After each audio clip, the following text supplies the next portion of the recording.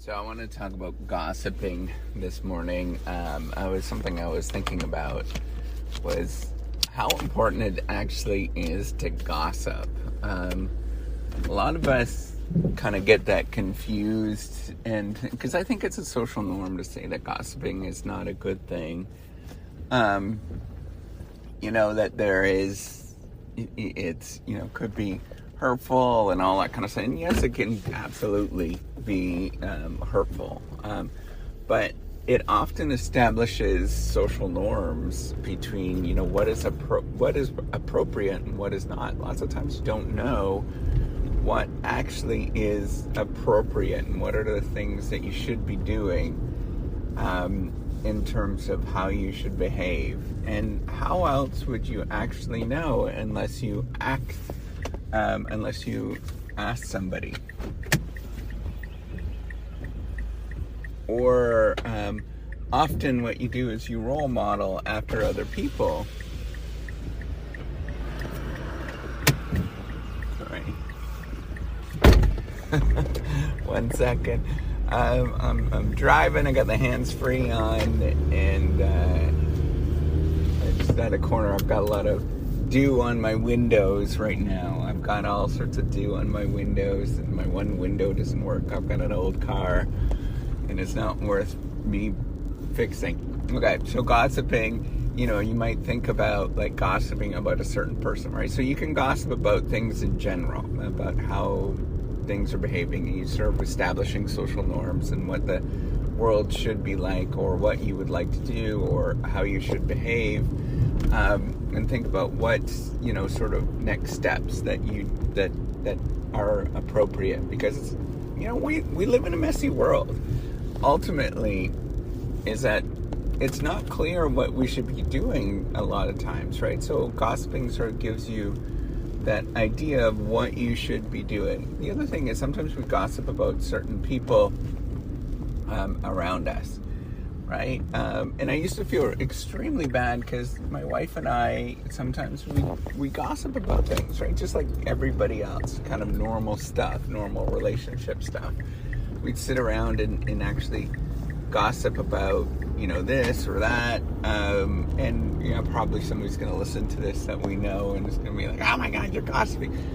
I mean, it allows us to have a prototype, some sort of referent prototype, and a prototype being like some sort of role model, like somebody to sort of some sort of real concrete thing that that will allow you to discuss what's appropriate in your relationship, right? And what are the real defining moments of like, oh, you better not go there, right, in our relationship. Or, yeah, okay, that's kind of inappropriate, right? So it's kind of giving information to each other of like what we sort of value and what we should do going forward in our relationship. And as we sort of have grown, it's kind of an important thing. Here's the interesting thing: as we have grown as a couple, and we've been together for a long time now. So we got married in 2005.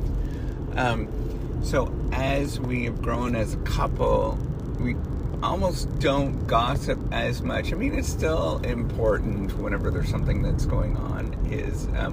But we have sort of established the social norms that are appropriate in our relationship, and we've become, sort of busier, right? Like we know what we should do, and we sort of are working together pretty well. I mean, obviously, there's always challenges, right, that you work through, but we work together pretty well as a team. And part of it was that early establishing of social norms by gossiping and sort of establishing what you like and don't like, right? Like a big part of our gossip sessions is what is appropriate at work, and how much we should work, and how much we should sort of pay attention to certain people and certain things. And All of that stuff is very important for us to know how we should manage our relationship. And when we know we've kind of gone off rails, it sort of gives us like, instead of talking about our own relationships, right, and saying, like you're a jerk or whatever, right, by doing this, what we're doing is we're like easing the tension in the room and having somebody that's sort of mythical to talk about, right? And then that sort of eases the tension. It's like when you drive in a car,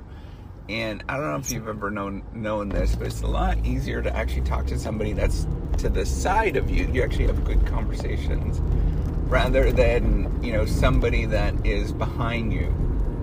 And it's because it sort of levels the playing field. You can have, kind of a less direct conversation. Is it weird to talk to? I don't know if you've ever noticed that, right? Like, it's weird to talk to people face to face. It's pretty intimate. It's easier to talk to people when they're on the side. It's the same thing as like gossiping.